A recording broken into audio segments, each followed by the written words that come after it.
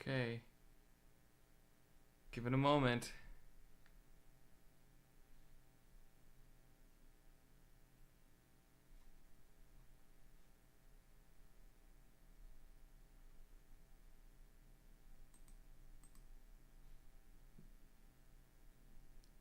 Frozen. Sorry. I was Oh, setting up yeah. the screen, so I was doing the starting soon template. Um, Streamlabs says we're live. YouTube does not. So, um, alrighty. Let me reset this just a sec. Hopefully, this is the last of our. I'm gonna test the chat. Start sending video. Here, I might have to do one more. Uh, One manual setup thing. I found the same issue with the former software that I was using. Um, oh, okay. It's going. It's just really slow, maybe. All right. So we're live. This is Easier Habits Live, where instead of just lecturing you about the theory of entrepreneurship and building a company, I am helping people with their company problems. And I will let our anonymous guest identify herself and explain her problem. Thanks, Alec. Okay, so for purposes of today, I am Sophie. Hello, everyone. Hi, Sophie. And I am a chief operating officer for a popular digital marketing company. If that matters, if that helps set the stage. But I've been working with Alec now since the beginning of the pandemic. Um, he has been an amazing help to me in just helping me clarify, my own priorities in life and in work. And he helps me on a weekly basis as my accountability partner, but also as my business coach. And I am very, very grateful to him. Today, I have a very sticky personnel issue to sort out. Not really sure what to do. And so I'll just start by giving some context setting stuff. Sure. Um, so one of the teams within my company just had somebody exit, and so we have to hire someone imminently to fill their role. This Mm-hmm. is for a team that was already overworked, and so we really can't spare any time in making this hire. Um, we've known for a little while that this team was understaffed, and so this recent departure of someone from the team is something that we should have been better prepared for. Mm. But nonetheless, this team is led by a person, an individual whose name I am changing. I'm changing all the names today, but Thank you. his name is Brian, and Brian is one of my most trusted team leaders. Generally, Mm-hmm. I can always count on him. He has never, violated any company policies. Everyone gets along with him. He's extremely likable. He's Mm. extremely reliable. And so generally, I just trust this individual. I have a very deep level of trust. Sure. And so this is the leader of this team for whom we need to hire someone. Um, for what it's worth, I have two additional business partners. Today we'll call them Pete and Glenn. Okay, so Mm-hmm. I work with Pete and Glenn, and Pete and Glenn and I are not really sure what to do in terms of this hiring decision, because what has happened here is that Brian has come to us, the whole exec team, with a profile of a person named Adam. Now, Adam doesn't have any experience in this role. For what it's worth, if it matters, this is the support team, and this would be a new support agent coming on to support our web development clients. Sure.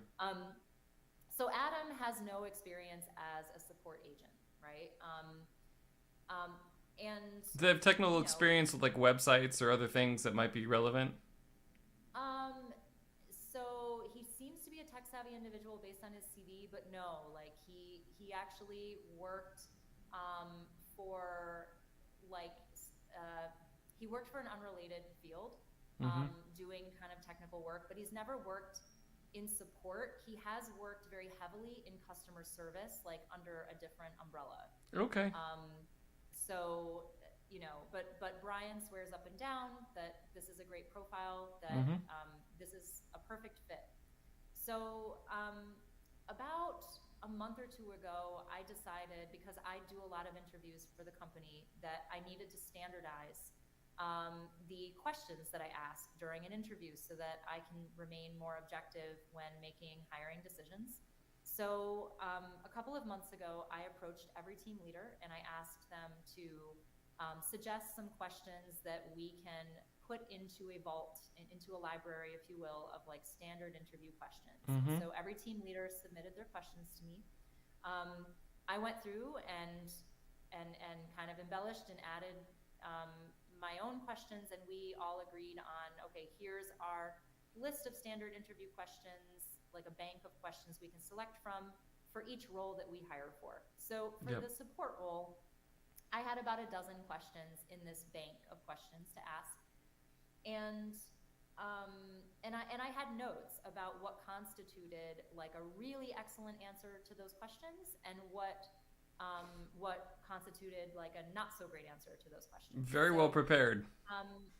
Very well, yeah, I tried, right? So basically, when Brian served up this profile, Adam, I looked at his CV. I said, okay, he doesn't really have the experience, but let's see how he does in the interview. Now, another thing that's very relevant is that my company is an international company. So we have a lot of native Spanish speakers that interview for roles that are client-facing.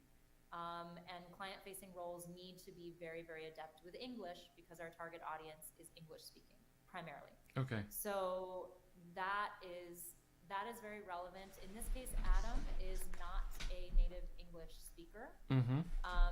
And the CV, I noticed immediately, had a lot of grammatical and spelling errors, which for this particular role makes a difference.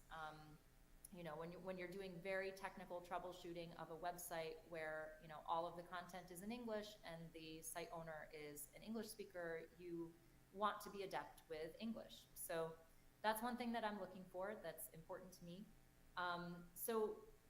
When I do an interview, I evaluate English level. They don't have to be native. They just have to be very, very well spoken, and their written English has to be good. Sure. And so immediately I was kind of put off by, okay, like he's making some spelling and grammar errors on the CV, but I'm going to give him a chance anyway, because they weren't, they were noticeable, but it wasn't terrible. So I set up the interview. He responded to my email inviting him to the interview with some English that was, to put it mildly, not natural sounding at all. And so that was another kind of bad sign, but we kept the interview. So I came into the interview and, his English level was, it was okay. He was definitely struggling a bit with his English level. And, but it wasn't like an automatic disqualifier. I just noticed that like his English was not perfect. He was not, using any certainly like advanced English. He was sort of like minimally expressing himself, and I could understand what he was saying. And I could see that, he had a very warm personality and he seemed to have a great attitude, and I really liked that about him.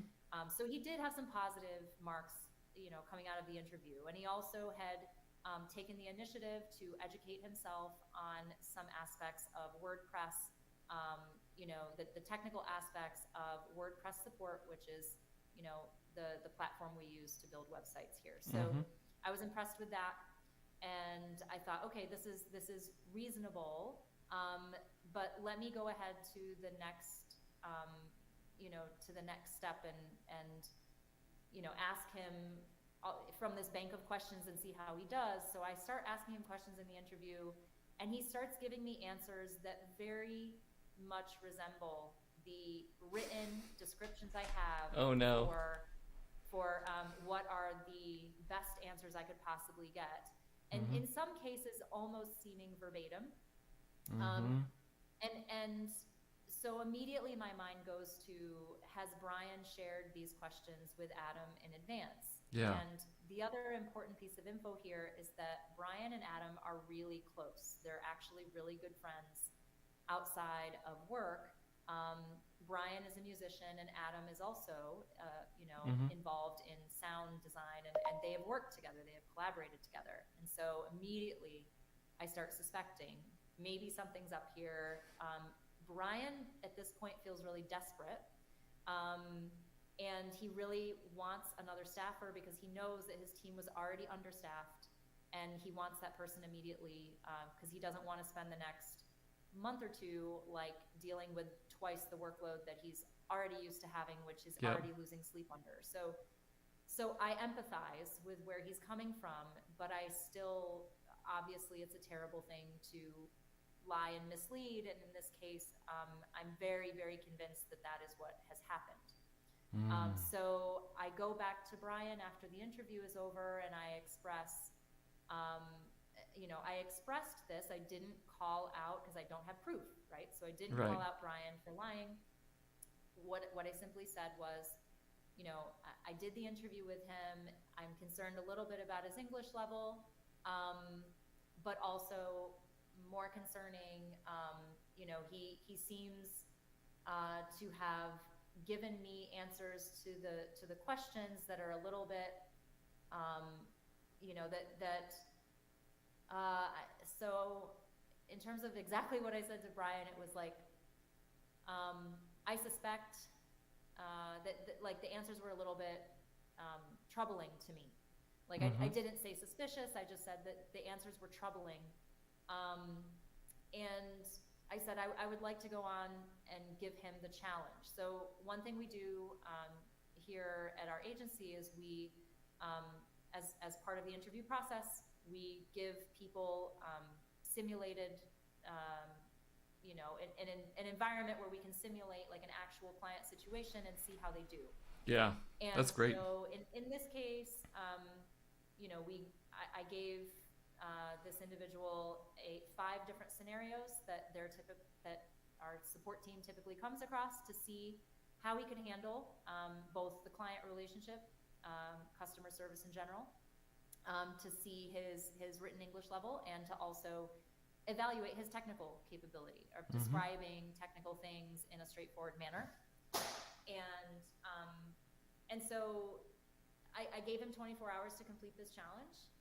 I didn't expect much in terms of like the English level, because he had already shown that he makes some mistakes with that. And lo Sure. and behold, the next day he turns in a completed challenge that is indicative of extremely advanced / native level English, and complete with idiomatic language, complete with answers to the challenge questions that very, very much resemble the writing style of the team leader, Brian, and that he could not have possibly known, given his lack of experience in my particular industry area. Yeah. Then I became extremely suspicious, and I went back. I went back to my 2 business partners, Pete and Glenn, and I told them what had happened, and none of us knew what to do. That's kind of where we are now. Like, we have to Mm-hmm. make a hiring decision. I have no proof, but I have very strong inclinations to believe, or reasons to believe, that my team leader has gamed our interview system to get his friend a job, because his friend was recently impacted by pandemic layoffs, Yep. and really badly needs a job, and Brian really badly needs an employee. Yep. So that's where I'm at. I see absolutely why that would be very concerning, especially, problematic in its own way, because Brian is someone you trust and rely on, which makes this harder to deal with. What is it that you want? What is your ideal outcome here?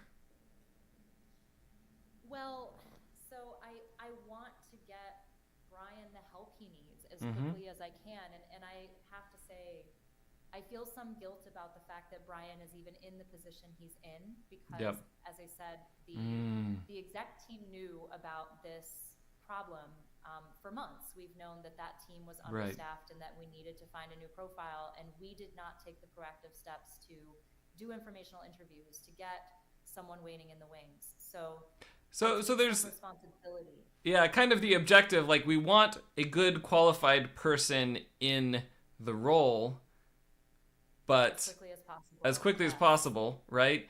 But that's mixed up with feeling some guilt that like, okay, I'm part of the problem. We haven't supported this department as much as it needs to be, which is a chronic thing all businesses are constantly doing, trying to staff as little as they can because it takes a while and it's expensive. And it's difficult to keep up with a growing business. But all right, so there's kind of this ideal thing. There's the guilt. What else does this situation bring up so that we kind of have everything on the table? Yeah. How do you feel towards Brian? Like, what are those feelings? Yeah, those feelings are like, I want to feel that I have a completely open relationship with all of my team leaders. Like, my leadership style is to personally invest in my team leaders. These are people that I mentor one-on-one. I have weekly meetings with my team leaders. This is someone who I have really come to trust, and I want, if this is in fact what Brian is doing in order to fill this position, I would like to be able to level with him and just ask him, so that we have, that we maintain our trust relationship, because if I don't do that, then I feel like going forward I'm not going to be able to trust him. If he, I want to give him at least the opportunity to fess up that this is what he has done. But also that's risky. It's like I like to operate from a place of integrity. I know that this is important to you as well, and so my style. Over the years, this is like the most important thing to me is that I can be honest and truthful, and I don't want to like make a hasty hiring decision. I don't want to feel like I can't trust my team leader. But I also don't want to appear as though like I'm being unfair or overly accusatory when I literally have no proof that this is what happened. I just have a discrepancy between somebody's written and spoken English level, and that could be explained by other factors, like maybe this individual, maybe Adam went off and used a translator to help him. Or maybe he used another friend who is, adept with English. Like, there are lots and lots of English. So there's English levels, but I mean, the other thing you're picking up here is not just the English levels, but the similarity to the stated optimal answers. Yes. Right. Yeah, there were literal like keywords and key phrases that I put in my optimal answer descriptions that he used right out of the gate. Like that is very, very suspicious, but it is not proof. So I don't want to accuse where it's not warranted. I do feel like it's a very borderline kind of edge case. And my question to you is there any reasonable way that I can approach Brian about this to better inform my hiring? Right. Decision? Well, and so you have three goals, right, that you've kind of articulated here. One was is, hire a qualified person for the job, which is separate than the question you're asking me particularly about, which is reestablishing trust with Brian. And that does sound like a good thing to get on the same page first, because you have to work together to fill the role.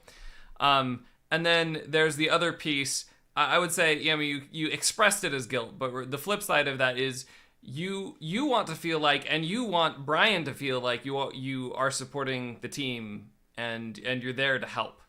And so whatever you want to do, you want to do this in a way that feels supportive, but also allows you to trust that your team can hire the quality of people you need, and not just run into downstream solutions. Like if you have somebody on your team that's in the habit of lying, that will be very toxic to your work culture very quick. So I think, I mean, you kind of mentioned, all right, start with Brian. I think that's a good place to start, but we can keep in mind the other two goals in terms of showing support for the team and also ultimately hiring the right person. But how do you confront Brian in a way that can rebuild trust? Yes. So what are the options you've already thought through? So what I've thought through would be to just go to Brian, like ask him for a one-on-one like video meeting, because we're not, in the same physical city. But I mean, to ask him for a video meeting where I just start the meeting by letting him know that, I feel responsible for putting him in a very precarious situation with his team. And that right now I recognize that he is under great duress, and that this profile, came to us, that he recommended this profile, kind of in a state of panic, and to ask him an open-ended question, like, is there anything else I need to, I'm having a difficult time evaluating this candidate. Is there anything, because I'm getting some contradictory signals, let's say, from the candidate, and it's hard for me to interpret them. Like, can you give me more background on this candidate? Why you think, they're good? Why you think they will succeed? And like why you are so strongly endorsing this candidate, separate from just the fact that you are friends with this individual. Like, can you speak to their actual strengths in the business context? And just kind of like, if I start by acknowledging the role that I have to play in creating a stressful situation for him under which he might act in a way that is not in concert with how he normally behaves, like, and then I, in an open-ended way, like, offer up that I'm getting mixed signals, and can you tell me more about that in the broadest possible language, just to see, if I invite that, if he might take the bait and say, well, actually, like, like I still don't necessarily think that would be strong enough, but that's something I can try and just see what comes out of it, because it can't, at the minimum, it won't hurt our relationship. It will give me additional information. And then if based on what he tells me, I could choose to then schedule, set a second meeting with myself and my business partners, and like, either have it be with myself in the room or without. It might actually be better, like, if he still doesn't fess up to anything, then I could have, either Pete or Glenn go in and talk to him, and say, hey, like, Erin expressed some ambivalence, or she expressed, some concern, in this discrepancy she's seeing between, like, his challenge answers and his English level. Like, what do you think accounts for this? And just ask him, like, a more pointed question, like, and see what he does with that. But ultimately, I really don't know. I've discussed this with both Pete and Glenn. Both of them agree that we don't want to corner him, and we helped create this situation. So there's a limit to how much we can do to really press this. And one approach that we discussed was possibly bringing Adam on as a provisional, like a temp for maybe like a month or two, and just treating him as an independent contractor before we make a formal offer, and seeing how that goes, and justifying that decision on the grounds that, we're seeing that his language skills may not be up to par, and we just want to test that out. That's very thoughtful. And I think your general instinct is right. I think there's like little places along the way where we can make those ideas a little bit more specific and concrete. And I think the one thing that is difficult, or that probably won't get you the results you want, is saying, hey, I'd like to talk to you, and sitting him down and asking a very open-ended question. Like, I'm getting mixed signals from him. Why do you think he's a good candidate? He may be nervous as he answers, or he may be excited. He may honestly have reasons why he thinks he's a good candidate, but that won't necessarily elicit the answer to the question that you really have, which is, did you give him those questions?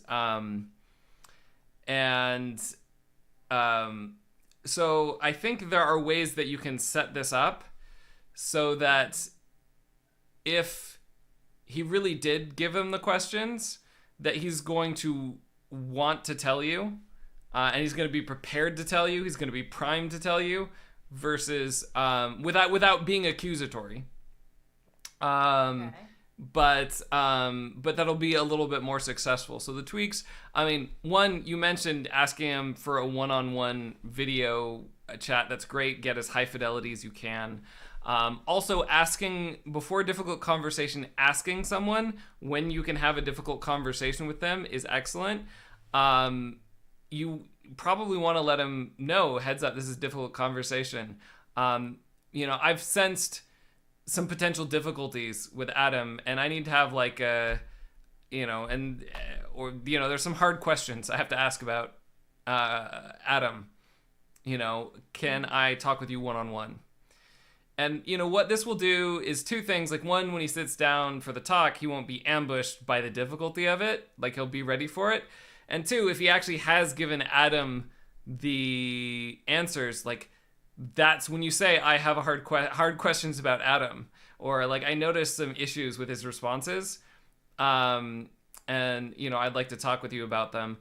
That's what's he's going to be primed to think about that, right? So it's going to be on his mind. He's going to be ready to say that, versus if he just comes in really not knowing what the meeting's about, his mind may just not, he might feel ambushed, kind of go deer in the headlights and try and dig down and be defensive, right? He might think oh, she might not know that I gave him the answers, right? I'm not going to worry. It might be something else. And you don't really want to leave that door open if that's what happened. But at the same time, you don't want to make a false accusation again. So so just letting him know, all right, I noticed some issues with his answers, and I'm concerned, and I need to have a challenging conversation, or I need to ask you some difficult questions. That kind of heads up might help. The second thing is when you're in your intro, what you're doing is validating that he's in a hard position, and making it easier for him to acknowledge maybe he did something because he's in a hard position, so that will make it easier for him to be honest about that if that's where he's at. And that's great. You don't have to be a part of that. You don't have to say, I feel responsible. If you're going to inject that, I would inject that into the end of this conversation, where you're saying, I know we haven't supported this position in the past, and I really want to get someone in there to help you, but I want to make sure it's someone who's going to,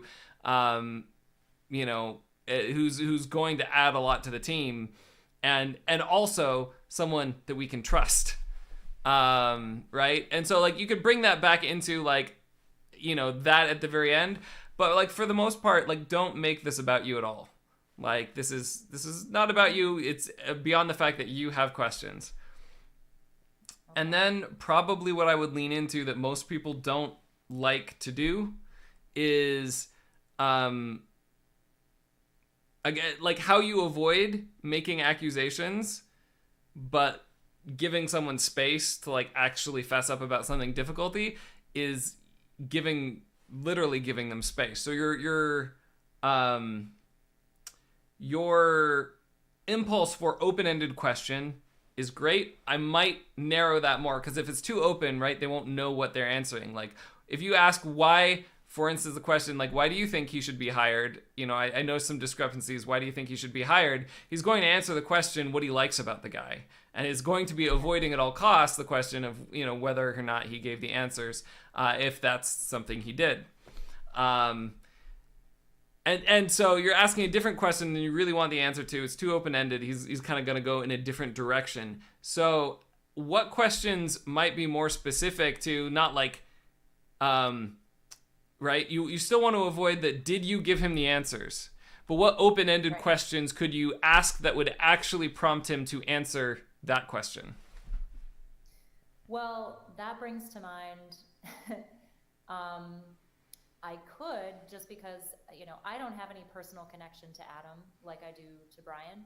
I could say, look, I suspect that he may have been dishonest in how he responded to these challenge questions. I suspect that he got outside assistance from a native English speaker, or a translation tool, and that was explicitly barred in the directions for the test. And I actually have good justification for saying that, because there was such a discrepancy between his CV, his spoken English in the interview, and like the challenge answers being completely flawless English. And so he's not going to take offense to me questioning the integrity of his friend, but what that's going to do is that a person of integrity, they are very, very bothered by someone that they respect taking the hit for their lack of integrity. So if I'm sitting there like possibly calling into question his friend's character, then that's going to make Brian feel extremely guilty in that moment, and more likely to say something, particularly if I have set the stage for him, but by making it easier for him to admit it in the beginning. So the question that comes to mind would be, I suspect that he did not follow the instructions, and that he went and got outside assistance from a native English speaker, or got some translation help. What do you think, based on what you know about his character, that he would be the kind of person who would do something like that? So that's a little bit more of a pointed question. It is more pointed. Opening the door. All right. Yeah. So I think you can put that in your back pocket. Like, that's an interesting insight into Brian. And, like you said, he's someone you trust. So if he's someone you generally feel is has that integrity, then, he might come clean if he knows it, you're accusing his friend solely of something he had a hand in. But I think there's probably a middle path between those two that you could chart that would be helpful, if you do it in the right way, which is lay out the facts, right? The observable facts. Like, I notice his English in his resume isn't very flawless, it has some issues, and in the first interview is not so good, or replies to emails. But when it comes to the official challenges where we have guides, he has better English and uses all the keywords from the guides. Right? Like, just state those facts. How am I supposed to understand that? All right. Very open question, like very pointed, related to like the difficult question you want to answer, how this discrepancy happened. And, I don't know Brian specifically. I'm going out on a limb here and kind of using psychological averages. But, if he did something like give the answers, and it may be weighing on him, he may be rehearsing, this is, what am I going to do if someone finds out or someone notices, and practice saying like, no, I didn't give him the answers. Maybe it was someone else. I don't know. Or no, I've seen him use those words all the time. Or no, we got a translator, right? He might have prepared like what he would say if you asked him specifically the question, did you do X? What a lot of people are not prepared to do is answer the open-ended question, right? And so like that puts him, like, lay out those facts that are troubling to you, making zero, like, other than the fact that they are troubling to you, making zero insinuation about what they are, and saying like, how am I supposed to understand the facts that, a lot of times he has a hard time speaking English, and then other times, he gives perfect English very similar to our example responses. Um, there is an implication there, but like you have not said or accused anything. And just give a lot of silence, an uncomfortable amount of silence that he can fill. Do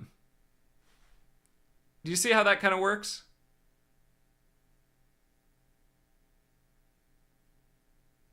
Are you still with us?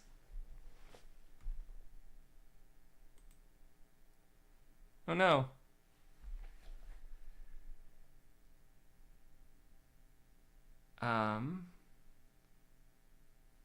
I'm not hearing anything right now. I hope there weren't any interruptions. It's harder to tell without video. What would happen? Or what's happening? I'm gonna hop on over to a different like YouTube tab or something and check that I still have audio. That is the challenge of live streaming. Okay. I can still hear things.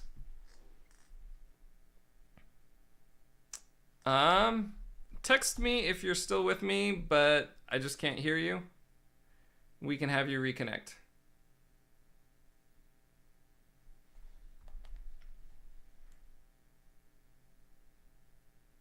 Okay, I'm getting the text.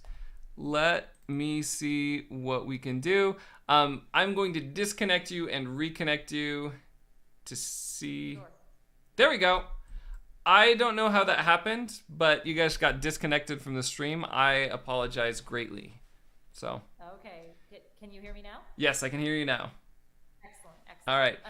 So yeah. Sorry to bring it back. So there's an idea, or the idea of like, all right, lay out the facts, the observable facts, and aside from the fact they're troubling, and you want an explanation, like make no accusation. Just ask like, how am I supposed to understand this? How does that sound to you? Yeah, I like that. Anything that kind of gets at the heart of the matter and makes me look less accusatory. Of course, that's a great solution. And you're right that I probably don't need to go as far as, accusing his friend of something that I'm not sure that he actually did. Just it's like in the spirit of helping me understand. Yep. And a really honest person, I think that's still enough of a prompt for them to sort of, tell you what they know about the situation. Well, and in combination of the silence, right? I mean, you could kind of think of the silence as like a tool of like awkwardness to put pressure on him. But you could just as easily really think about that silence as like you're asking him to do something really hard, which is tell the truth after he's done something dishonest. So you want to give him time, and he's going to need time and space to do that. And so, like, I would, generally speaking, think of this less as like putting the screws to him and more of the, again, like you're here to let him restore, do something difficult and help restore trust. And my question would be like, all right, so that's, getting the honest answer, which will help you evaluate this candidate. It sounds like the candidate themselves is maybe not as qualified as you would like, but not necessarily disqualified from what you know. But like they didn't have the opportunity to actually show, or we think they didn't have the opportunity to show their true ability. Yeah. All right. Yeah, and the other thing about this that I could do is, I mean, we did have two other candidates that responded to a job posting that we put out about a week ago. I interviewed them. For what it's worth, they were not even as qualified as Adam. Okay.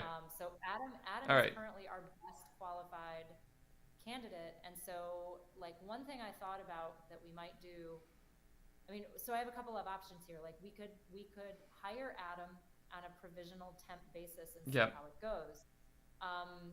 Which I think is probably what we're going to end up doing. But I can tell you that like my colleagues on the exec team are very uncomfortable with that. They are pushing to like find another candidate if we don't have someone that we truly like. Yep. They're willing to let the the team take the hit for a little while and deal with the extra workload until we can get someone who they feel will actually be a good fit. Yeah. And I've negotiated with them, like, we can't wait longer than a week. Like, I want to have a very short leash on that recruitment process.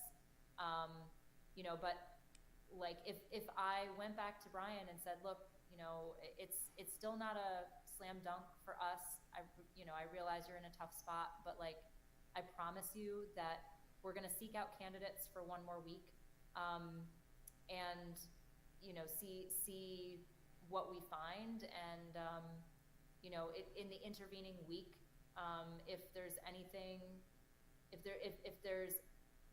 else that you can help us understand, like what's going on with this candidate, like we might be able to hire him sooner. If new information surfaces, we might be able to hire him sooner. I wouldn't fish. I would separate those two issues, right? Like, your first goal, like, answer the question, and then you kind of mentioned your suspicions, like, if he punts on this, like, you really want to lead with open-ended questions, give him silence, follow up with more open-ended questions. So it's like, how am I supposed to think about this? I don't know. I mean, sometimes people try extra hard on tests, like, and then you might want to be tempted to step in with like an accusation or move on or let him off the hook, but just be like, yeah, but all right, or don't. Yeah, but is a bad turn of phrase, actually. So yes, and it's very unusual that he used all of the keywords on our on our example. It's almost like he was reading from them, and that disturbs me, right? You can feed that, how would he have gotten the answers? Or something like, it's kind of like, or like, you probably, I think you phrased it better when you said it the first time. So like, I would say, like, go with a very open-ended question, zero accusation. You kind of had a second question. I would ask open-ended questions like, all right, well, how did he get better? He used a translator. How did he know the key words that were on our resume or our examples? Because nobody else used them, or whatever. So like, ask a few, and then you can kind of lead up to like, I am concerned that he got a hold of the answers. I think if you ask open-ended questions and give him enough silence, typically you'll probably get the answer you want, but you could go up to that point, and resolve or not resolve that issue, and kind of close the door on that. I think the question is, like, from that subject, do you want to go to, I guess depending on the outcome, do you want to go to, like, he says, yes, I gave him the answers. Do you want to go into what could you do with the candidate, or would you rather focus on restoring trust with Brian? Oh, so now the scenario is Brian has admitted to this? Yeah. Well, so yeah, there's a couple different, but like in the case, for example, that he says, yes, I gave him the answers. I think it's an interesting question in terms of like your values. Like, are you focused on just getting the thing that needs done, or resolving trust issues with Brian? So, I mean, I don't know how to answer that, because like, we have so many clients that, the clients that we serve, they're really struggling right now as a result of, like, they've been hit hard by the pandemic. Yep. Their businesses are still struggling.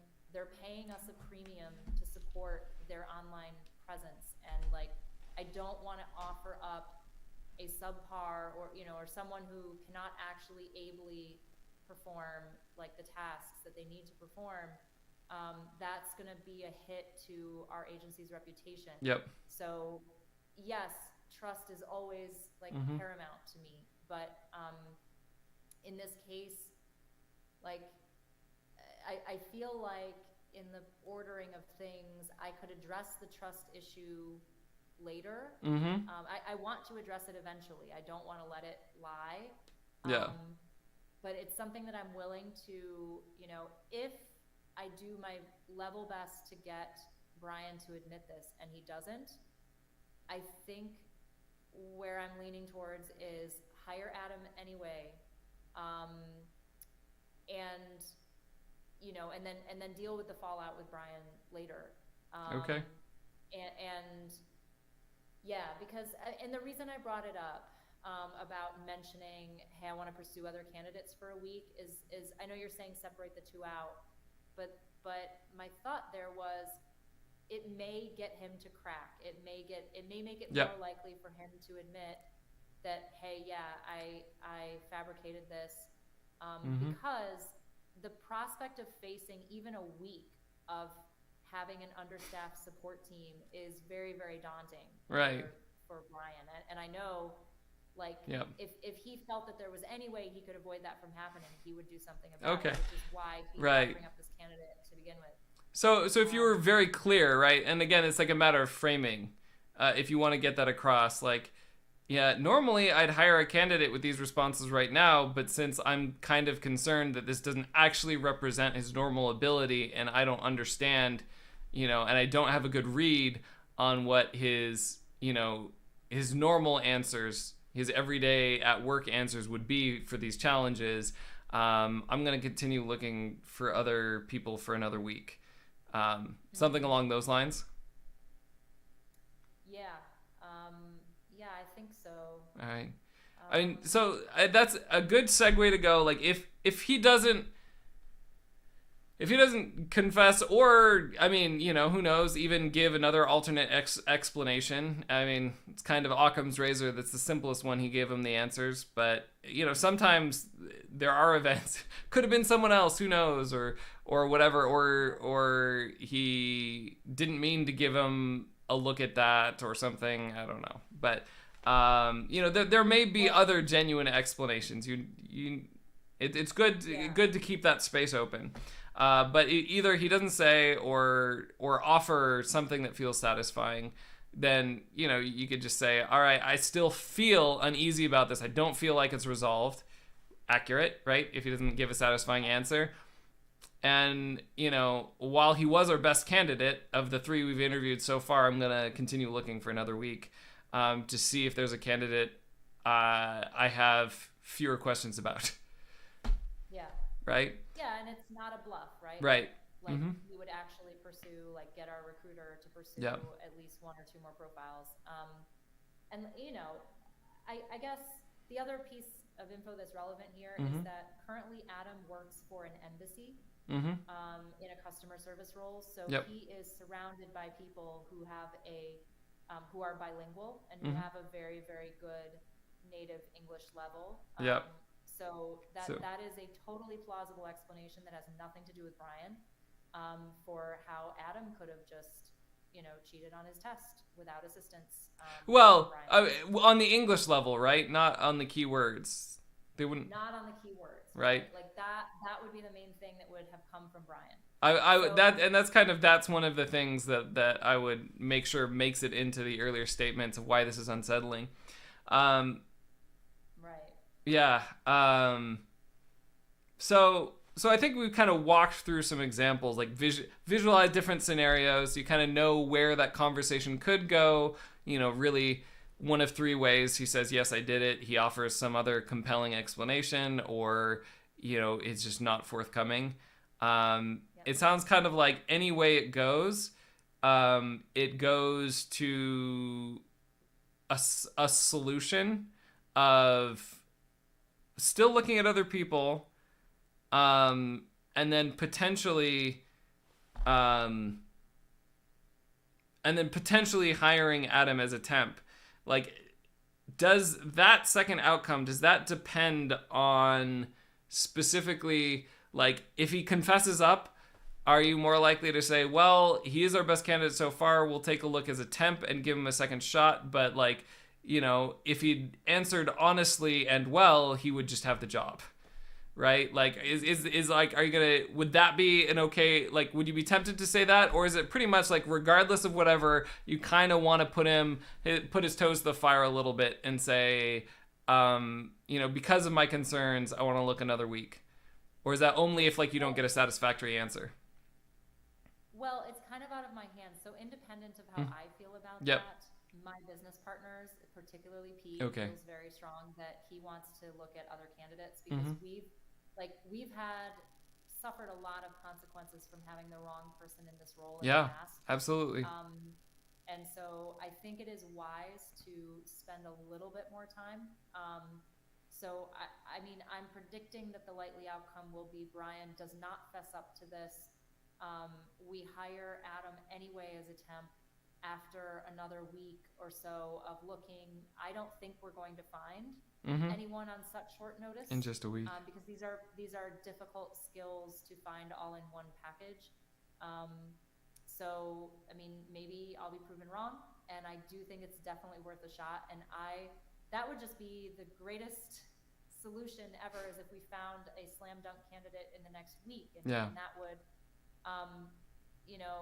it wouldn't fix everything. It wouldn't fix, obviously, how I feel about Brian and this potential betrayal. But like, one of the things I think might be helpful to do is to talk through, like, is there any strategy that I could use? Do I have any tools at my disposal to actually prove or disprove that, that Adam actually saw these questions or not?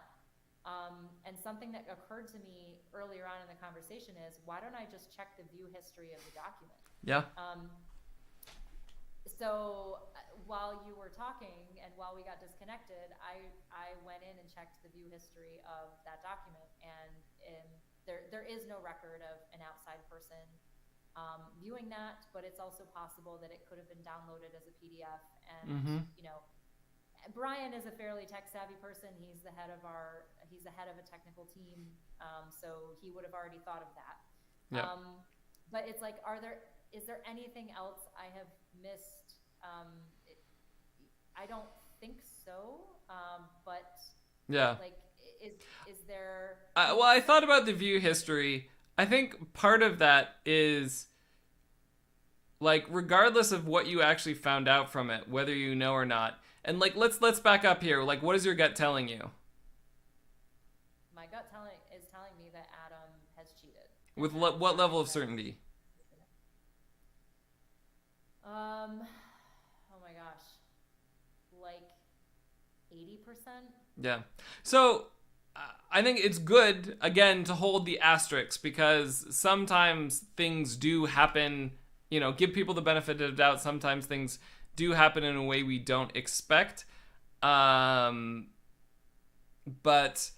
on the other hand, maybe he had a late night drinking with his friend and, wasn't in his, best frame of mind or something when he did it, or who knows what. But, you can hold an asterisk there. But like, knowing for certain is kind of nice. There's a little bit of closure, but that doesn't actually restore the trust. And so what it sounds like, kind of the goal of this conversation, like the number one best, you kind of know what you're going to do anyway. So it's not going to change your behavior towards the candidate a ton. What this conversation, like the goal of this conversation, is giving him a chance to restore that trust. And there's kind of a segue there, or restore that trust in some measure, right? Maybe there's a longer conversation that could be had around like hiring processes later that you could follow up with him and let him know, like, all right, this is busy. We're focused on getting this candidate, but like, as after this settles down, we need to have a conversation about trust and hiring. If he comes forward, you can't really say that if he does, if he kind of avoids the question or doesn't give a satisfactory answer. But it's still kind of a conversation that needs to be had in the future, somehow. Right. And so, like, it's not solving everything with trust, but it sounds like the purpose of this conversation, like the most ideal outcome that's really focused on is, is giving him that chance to Yeah. say to clear the air, and that makes everything else a little bit easier. But you're showing your support by validating that you understand he's in a hard position. You will be showing his, you can look for ways to show support as you hire for this role, and get people onboarded and see what they have to need. So like you can show, to assuage that feeling bad that this is an understaffed department. You can show you can show that you kind of have some of that plan, that secondary goal plan. You already know what you're going to do with the candidate, most likely. And so that's really the ideal outcome. And again, I think that comes back to prime him to be able to talk about it, right? By saying like, hey, I have some, something concerning came up about Adam, and I have some difficult questions to ask. Can we sit down and talk about some of the potential issues I see with this candidate? And then answer it, and then doing that open-ended question with the silence. Focus as much as you can on the follow-up. Let him do the talking. That's probably your best chance at getting that into an open conversation. And I love how you did mention up front, though, the validating, right? That like, I know this is a big important issue to you. It's important to me as well. I know you've been understaffed for a long time. This must be really hard. But that said, I have some concerns about Adam. And then, use again the observable facts, open-ended question. So does that really sound like things are kind of settled? They're settled in terms of the candidate and what I do with the candidate, right? And like how I take action in the next week, which is definitely helpful. And then how I would approach the initial conversation with Brian. The thing that's unsettled still is like, if he doesn't fess up to this in this meeting, when I give him, a totally open door to do so, I feel like it's not something that I can effectively address afterward. And if I plan to address it afterward, why don't I just address it now? Like, it's a hard question to ask later. It's a hard question to ask now, but if I ask it now, there's actually a potential positive impact on the business. Whereas if I wait and ask it later, it risks the trust relationship for no good reason. So we want to, all right. So, it sounds like the trust part is a little bit more urgent. You really want that answer. I don't think, right, since you're not a police person who is interviewing someone on like repeatedly hostilely on lack of sleep, I don't think you are likely to get a false confession. But and that is one of the things you worry about. Like, if you really want to grill somebody, open-ended questions that are starting with an empathetic validation of his difficult position is really the best way that's likely to do it. You can ramp that up again to, I think he got the answers. How did he get them? To like asking him straight up, did you give him the answers? Is that where you want to go with this? If he just doesn't give a satisfactory answer and you've tried the open-ended follow-ups that you could? I think, so assertiveness is an issue with me, as I think, it's an issue for a lot of us in the corporate world. But it's definitely an issue for me. I feel like asking this question just feels like going too far, like saying it right flat out. Did you share the questions with him?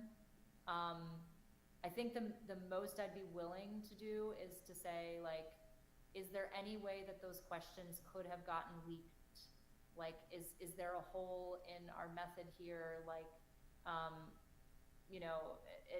can you check the permissions on that document and make sure that they're set so that like only staff members can view them? Or, I'm not sure. Unless it was in I don't know. I guess I'd much rather, let's say the scenario where we hire Adam and he's been with us a couple of months, and um, things seem to be going really well. Um, I have much less allegiance to Adam being a new person. Even though he's in the inner circle of Brian, like Sure. I just have much less allegiance to him. I'd much rather find out through Adam himself than through Brian. Um, it's kind of like, I'm much more willing to ask the direct question to Adam than I am to Brian, and it gives me Interesting. the same information. Um, and, you know, like if that will be much easier to do if Adam comes on and he really doesn't work out, if his performance is really abysmal, that's something that will be easier to open. Of course, I don't want that outcome. Like, I want his performance to be great. But that's kind of, if you're questioning, like, okay, am I willing to do it? I guess the answer is my gut is telling me no, I'm not willing to do it. Like, I mean, is it appropriate? That's my counter response. Like, is it even appropriate to ask that question? I mean,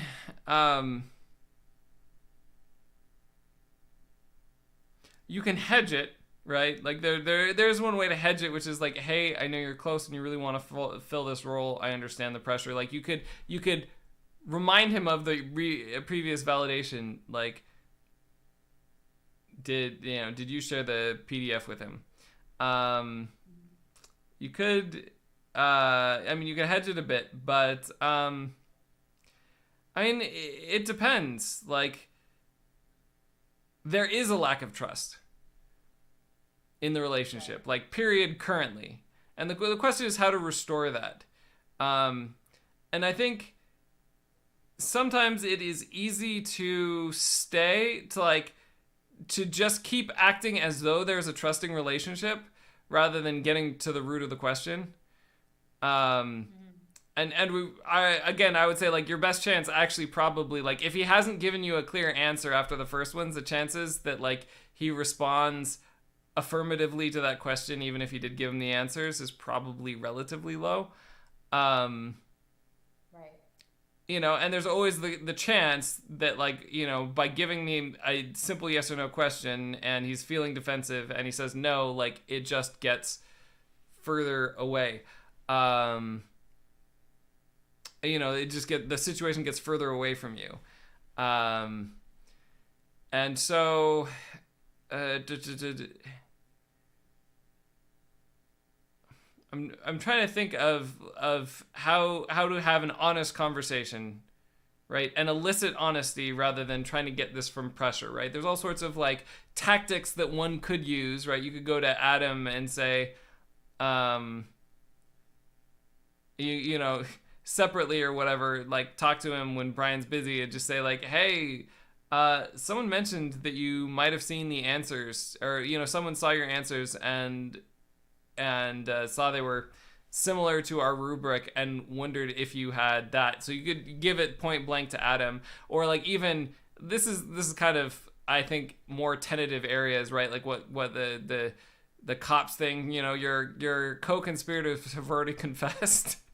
That's probably a bridge too far, right? I think in most circumstances for most people, but if you feel more comfortable having a very honest conversation with Adam, start there. And, that changes the conversation a lot with Brian. So that would be, for example, like, I talked to Adam, he said you gave him the answers. Right? Yeah, I know this is kind of like among, like, the Chris Voss interrogation, kind of one of the techniques. Well, his techniques are mostly about listening to people and making them feel understood. Very little about pressure, actually. Right.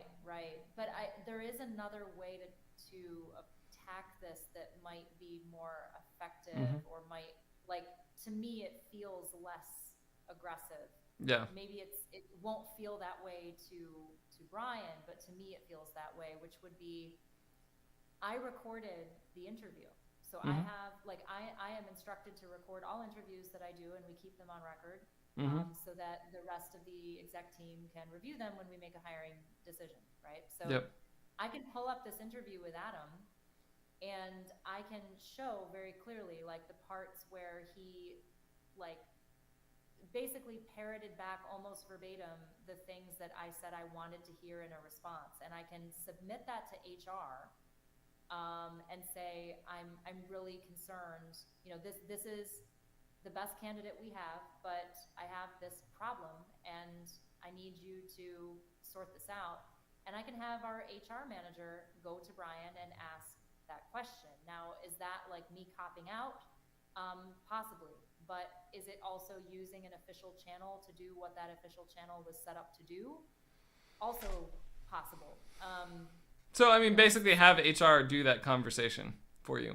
well, I could tell HR that, like, there's this thing that I've noticed in the video that that gives me pause, and this is an important hire for us. Mm-hmm. It clearly directly relates to HR. Everything related to Yeah, hiring. absolutely. It's very much and within their and purview. I have video evidence of this, and I could, rather than do it on my own, I could escalate it and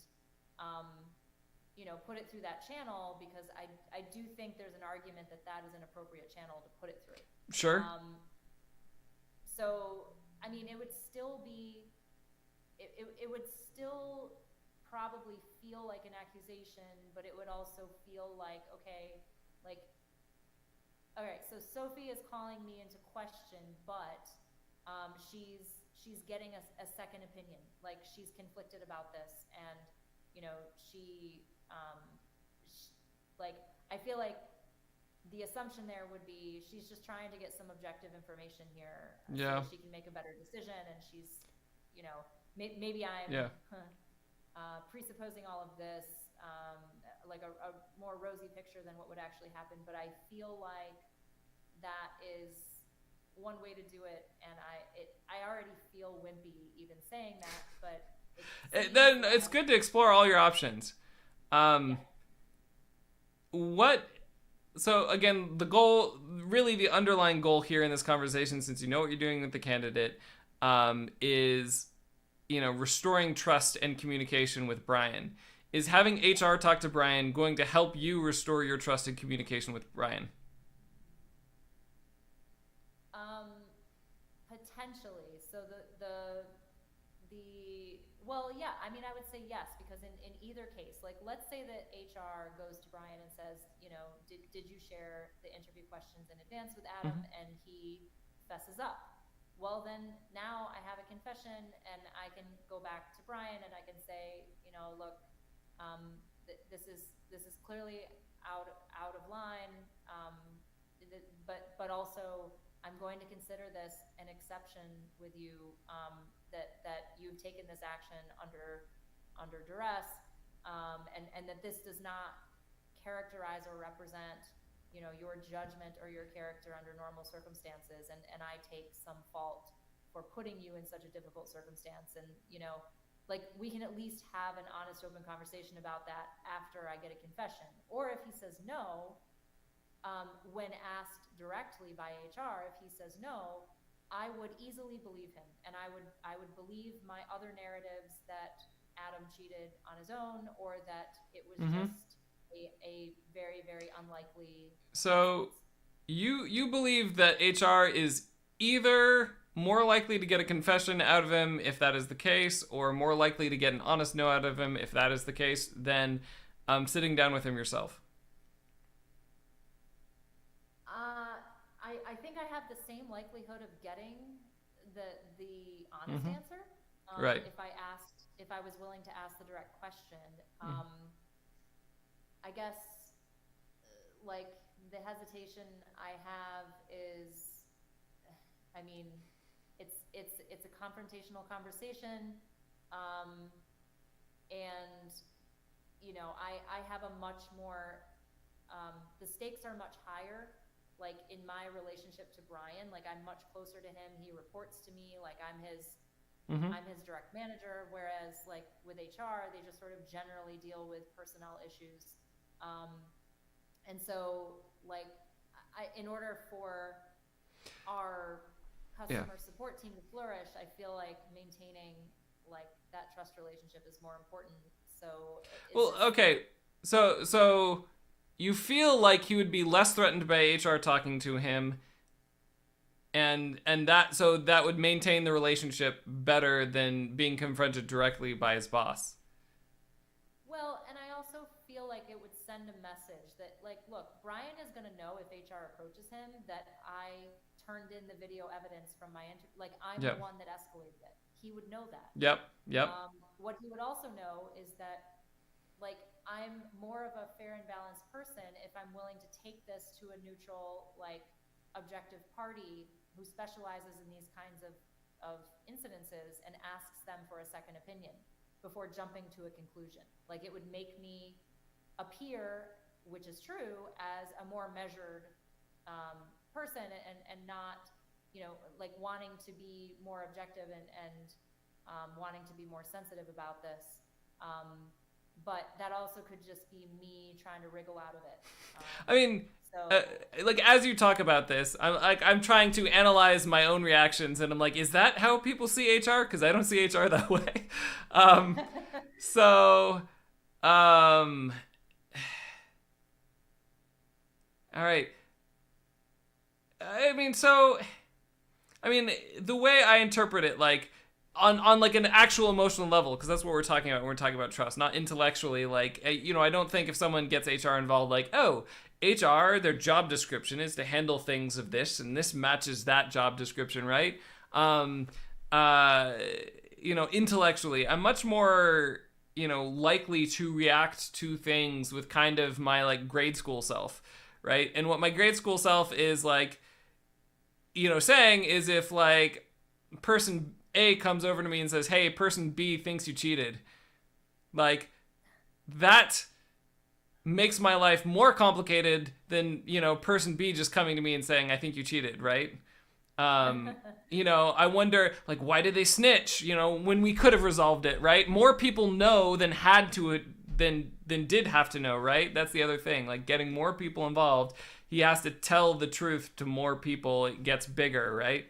And so I think my gut instinct is you are his manager. If you have a hard time having an honest conversation with your direct support and want to throw HR in the middle of it, like you really should have had a crack at it first. Okay. Okay. And you know, if something goes bad in that, right, in that situation, I think the aspect that you're engaging, like I want to be impartial and whatnot, like if he takes it really badly or if he gets confrontational, you can own up to that and just say, like, this is a difficult situation. I may not be handling it very well. Would you like HR to be here? Right? Like, you let him bring in HR. I think that is a very different feeling, for example. That you're giving him options. And you're showing that, like, okay, I don't have to be the arbiter of this. Like, you can pick a different one if you're unsatisfied with how I'm doing it. I think that is more of the look that you're going for or the feel that you're going for, rather than like this feeling of like someone told on you to HR. Yeah, okay. I see your point. That's a very good point. Okay, so what I'm getting out of this is that I need to ask the direct question. I need to probably do so in the context where it would actually have an impact, which is now rather than later. Yep. And I just need to find a way to phrase it. I need to work up to him. Give him every opportunity, like with kindness, with charity, like give him opportunities to open up. And so everything you said about like, you know, don't start with the direct, I mean, it depends on the relationship. I think there are absolutely people and relationships who could jump in and say, you know, hey, I see this discrepancy. Did you hand him the papers? And I think there's people for whom the way in which they do that very nonchalantly, like calmly, as not a loaded question, like they could get away with it and get an answer pretty quickly, right? And avoid all of this. I am feeling from you that your discomfort with asking that question is likely to transfer to discomfort with like potentially him asking that question, and so you might get, you know, more success with the very open, like targeted in the sense of like you're shining light on the discrepancy and particularly like the keywords that magically appeared. You know, you're focusing it on that, but in asking him an open-ended question and letting him speak, I think you know, that done with kindness is probably the approach that will be more successful for you. But you really want the answer, and you really want, like, there really needs to be a resolution to this if you want to trust him fully. And it's a whole nother ballgame if you can't trust him fully. Like, there's a whole nother list of things to consider down the future for the long term if you can't trust him. So it sounds like you do really want that answer, and if you don't get it in the first one, it's worth following up with the specific, did you give him the answers? Yeah. I think you're right about that, and I just have to rip off the Band-Aid and ask the question. All right. And not dance around it, which is my tendency, is like, Yeah. because it's a question I'm really uncomfortable with, so I don't want to get too wordy Right. about it. I just want to ask it in a nonchalant way, not make it too heavy. Yeah. And do a good cop style. Like, hey, you're under a lot of pressure. He's your friend. I get that you're in a tough situation. Did you give him the answers? Right. Right. Like, again, reiterate that. Like, and that you're on the same side of him. In fact, actually, this is like a random thing. Oh, this is video conferencing. I was like, oh, if you're in person, you know, you could sit not across from him at a table, but like, you know, on adjacent, you know, kitty corner on adjacent sides of the table, right? So you're not like confrontationally. I honestly don't know what the answer to that is on video chat. I think you have the face-to-face confrontation potentially. Unfortunately there, but if there are other ways that you can signal, other than that empathy and validation that he's in a hard place, that you're on the same team, then that would be another one. What are other lines that might be easier for you, and communicate honestly, right? That's not manipulative. You know, state a goal. Again, I don't think you have to bring yourself like, I'm the fault you're facing this. Again, this is not about you. Or I'm the reason you're facing this. But another thing you could assure him is that you have the same goals. Like, look, I know you're understaffed and I want you to have the resources you can. He's our best candidate so far, but how am I, this is more Chris Voss negotiation style. How am I supposed to hire him while I still have this concern? Right? You know, that is another way, like, same goals, I hear you, but how am I supposed to, and then, you know, that puts, again, him in the position of not responding to a yes or no accusation. But anyway, so those are tools in your tool belt, but it does sound like, at the end of the day, maybe you should just practice the validation and direct question, so that's ready and it doesn't feel awkward if it comes to that. I think that is the key moment. Yes. Right. You just did it so naturally a few moments ago. Like, that's the kind of thing. Oh no.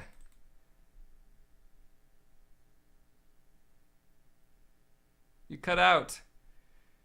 All right. There's definitely some issues. All right. Okay. So, all right. Sorry you cut out again. I will have to look into this new software. Okay. So, there's like no feeling great about this situation, but how do you feel about the talk? Do you are there any unresolved questions? Do you feel like you know what you need to do? Can you still hear me? Yes, I can hear you now. Yeah. Okay, great. No, I think it is resolved. I think it's a matter of, I need to collect all the facts. I need to write them down. And I just need to mock, that part of the conversation a few times and get myself mentally prepared for that.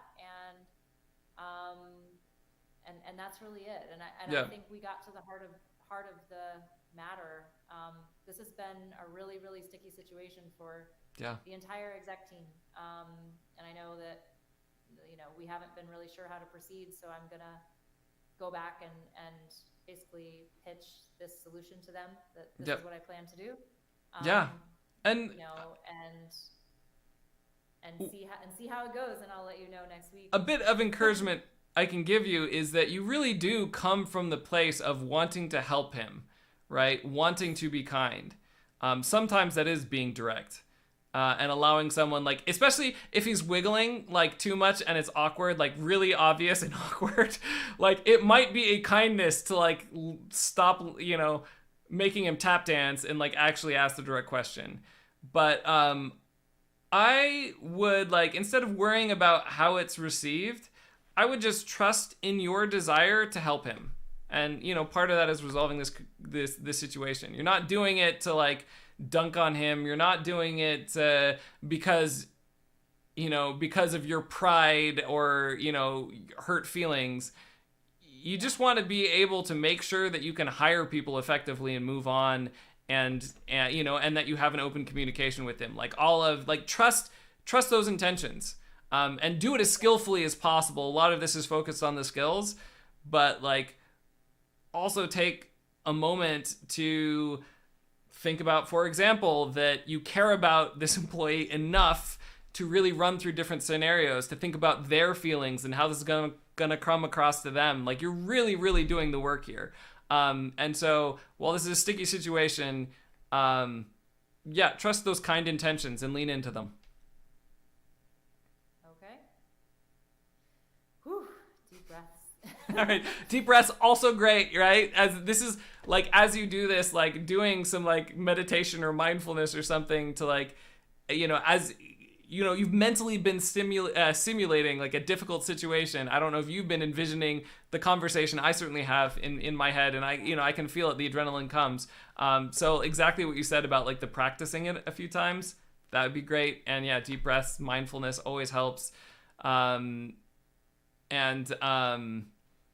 If it's not too much to focus on when you start up the meeting, thinking about that too, like mindfully taking a few breaths before you start it up and thinking about like how your body's feeling. If you're probably feeling a little bit of adrenaline right there in the heart, in other places. And so taking a moment before you have that call to like physically calm down can also just help. Yeah, and I appreciate you pointing out, like, sorting out ontologically who I am being in this conversation. It truly is someone who wants to help him. And like, I overlooked the fact that I have in many, many points in the bank with Brian in terms of, I have had his back many times in the past. For difficult clients, aggressive clients, I've gone in and negotiated on his behalf, I've spoken on his behalf. And I'm sure that in this moment, he's not going to completely forget about all of that. So I need to be heartened by that a little bit, and not so afraid of this person with whom up until now I've had a perfectly, cordial and respectful relationship with. So. Yeah, I mean, especially in that case, I'd say like we've talked a lot about specific words and tactics. Do practice them. Mostly not because you need special skills, but just to like reduce the awkwardness and anxiety of having a difficult conversation, so you can have it more naturally. Is I think the main goal for you. And then again, trust those intentions and that relationship. Okay. Awesome. Well, thank you. Thank you for coming on the live stream and being willing to share your questions. So, we'll talk again soon. All right. Super helpful. Thanks All right. Bye. All right. Bye-bye.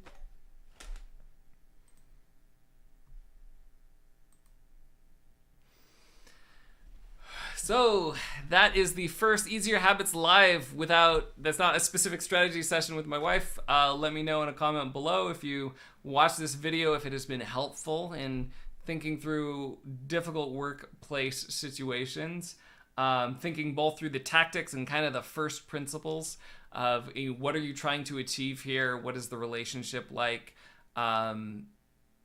Examining your own communication styles, right? There's different approaches, I think, that might yield different results for different people. And if this has been helpful, you want to see more of this, or if you have a question and would like to come on Easier Habits Live and we can work through a coaching session, free coaching session, as long as you're willing to go live. It's okay. You can be anonymous too, change the names, etc. I would love to have you on. So let me know in a comment below what you thought of this session, and if you have a question that you would like me to either talk about or talk with you about I'll address those. So thanks. Of course, until next time, make big changes, one small habit at a time.